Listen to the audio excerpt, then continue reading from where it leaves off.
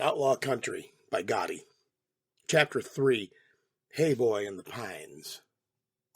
I fired my bow, pulling back and releasing it in one smooth motion. It rang true, unnervingly so, and it pierced the deer straight through both its eyes, dropping it instantly.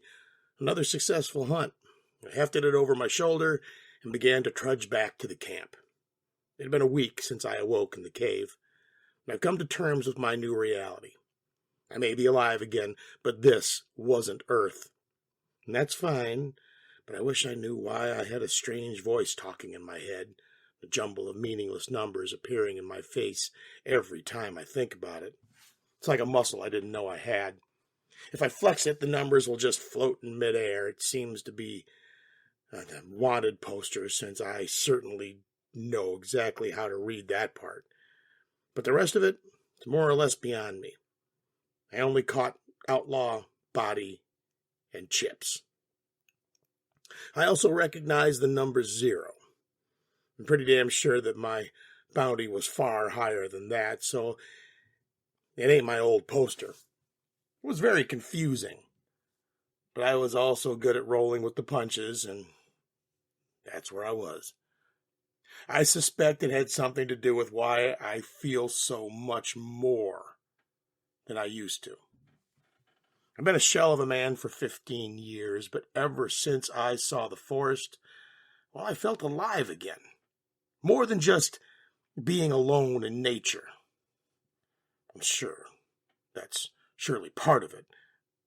It's something beyond my understanding. I feel stronger, faster. I think clearer. I see further. Sense more than before. My wound is healing at a prodigious rate. And somehow I didn't get infected despite the pure filth coating my arm till I finally reached the river to clean it. More importantly, I can draw and shoot even better than before. The shot through the deer was astounding, and I'm not exactly a master archer. That moment before the shot that I've always felt lasted forever seems to literally last longer now. I was a whole new man. I reached my camp, still full of energy despite walking a mile or two through the uneven ground, carrying a full-sized deer. It was a temporary thing, a different one every night. A campfire, a skinning rack, a bedroll, just enough for one man. I haven't met a soul here, unless I count the animals as having souls, which I don't, but I'm no Injun. Said animals were mostly the same as what they used to be, deers and wolves and whatnot. It's just some of them had extra or missing parts, insect-like bits, like the creatures I gunned down in the cave. Another reminder that I was no longer on planet Earth. Nonetheless, the land had plenty to give, and I was happy to take. I was wearing an outfit of furs now, deer pelts around the shoulders, extra leather straps, a skunk hat, and a whole 9 yards. I was pretty cold in the mountains, so I needed to dress the part. I made a bow, obviously, and was doing quite well for myself. In fact, I would be happy to live like this the rest of my days. I could ask for nothing more. 3 weeks remaining until the first wave. I was pretty damn sure that the voice in my head was listening to my thoughts, for the timing of the reminder was painful. Yeah, I was on the clock, and I didn't know what it was counting down to, so I had no choice but to keep on moving. The sun was beginning to set, as anybody worth his salt would secure his food before he got too dark to hunt. I hung the deer upside down on the rack and slit its throat, letting the blood drain before I went bad and spoiled the meat.